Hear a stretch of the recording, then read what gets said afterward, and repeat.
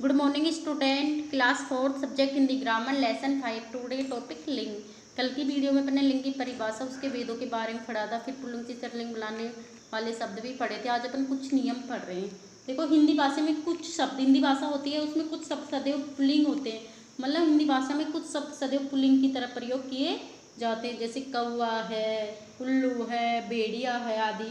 और कुछ शब्द तो हमेशा ही पुल्लिंग की तरह प्रयोग किए जाते हैं, कुछ शब्द ऐसे हैं जो हमेशा ही स्त्रीलिंग की तरह प्रयोग होते हैं, जैसे मछली है, मक्खी है, तितली है, छिपकली है आदि है। मतलब कुछ शब्दों को लिंग भेद दर्शाने के लिए हम किसका प्रयोग करते हैं? कुछ शब्द हमेशा ही पुल्लिंग की तरह प्रयोग होते हैं, कुछ शब्द ही स्त्रीलिंग की तरह प्रयोग होते हैं। इसलिए हम कुछ शब्दों में लिंग का भेद दर्शाने के लिए सबसे पहले नर या मादा शब्द का प्रयोग किया जाता है। जैसे मछली है, मछली में क्या लगाएंगे? नर मछली और मादा मछली। जैसे उल्लू है, नर उल्लू और मादा उल्लू। ओके। फिर होते हैं छिपकली, इस छिपकली में नर छिपकली, मादा छिपकली। फिर होता है भेड़िया, भेड़िया में नर भेड़िया, मादा भेड़िया। ओके।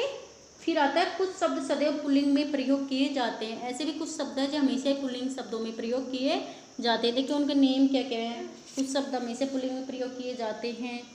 पहाड़ों के नाम, देशों के नाम, प्रांतों के नाम, लोहा, दूध, दरवाज़ा, पलंग, शरबत, गरम मसाला, रास्ता, वन, शीशा, केला आदि। ये शब्द क्या होते हैं? हमेशा क्या होते हैं? पुल्लिंग में प्रयोग किए जाते हैं। हमेशा किस में प्रयोग किए जाते हैं? इनका प्रयोग पुल्लिंग शब्दों में प्रयोग होता है। और कुछ शब्द हमेशा ऐसे होते हैं जिनका प्रयोग हमेशा किस में होता है? स्त्री लिंग में। कुछ शब्दों का प्रयोग हमेशा किस में होता है? स्त्रीलिंग में। जैसे नदियों के नाम, रोटी, पुस्तक, सड़क, सर्दी, गर्मी, हवा, पेंसिल, कलम, कार, मेज, कुर्सी, माला, चारपाई, चाबी, कमीज, चादर, मटर, दाल, खिचड़ी, दीवार, चांदी, हल्दी, इलायची। इनका प्रयोग कहाँ होता है? हमेशा किस में होता है?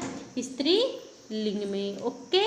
फिर कुछ शब्द स्त्री और पुरुष दोनों के लिए समान रूप से प्रयोग में किए जाते हैं। कुछ शब्द होते हैं जो स्त्री और पुरुष में दोनों में समान रूप से प्रयोग जाता है। जैसे प्रधानमंत्री है, राष्ट्रपति है, इंजीनियर है, वकील है, मैनेजर है आदि।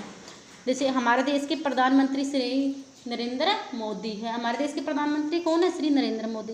और जैसे ही हम बोलेंगे हमारे देश की पूर्व प्रधानमंत्री श्रीमती इंदिरा गांधी थी। ओके। ऐसे शब्दों में क्या करते हैं? स्त्रीलिंग और पुल्लिंग की पहचान किससे करते हैं? क्रिया और विशेषण के द्वारा करते हैं। जैसे राष्ट्रपति कल भाषण देंगे, किसके द्वारा करते हैं? क्रिया और विशेषण के द्वारा।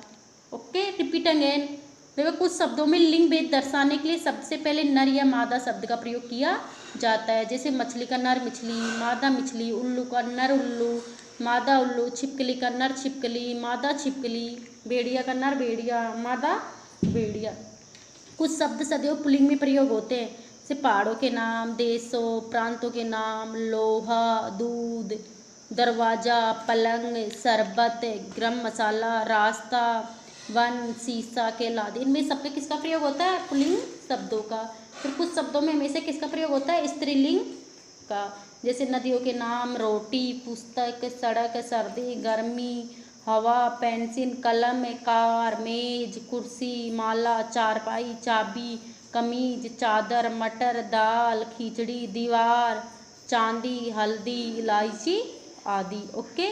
कुछ शब्द स्त्री और पुरुष दोनों के लिए समान रूप से प्रयोग किए जाते हैं। प्रधानमंत्री, जैसे राष्ट्रपति, इंजीनियर, वकील, मैनेजर। इन शब्दों का प्रयोग क्या होता है? या पुरुष जाति के भी हो, पुल्लिंग भी हो, या स्त्रीलिंग भी है, दोनों का में ही इनका प्रयोग होता है। जैसे हमारे देश के प्रधानमंत्री नरेंद्र मोदी है, हमारे देश के पूर्व प्रधानमंत्री श्रीमती इंदिरा गांधी थी। ओके। ऐसे शब्दों में स्त्रीलिंग और पुल्लिंग की पहचान क्रिया विशेषण के द्वारा ओके होती है। इसको आपको नोटबुक में राइट नहीं करना है, ओनली रीड करना है। Thank you.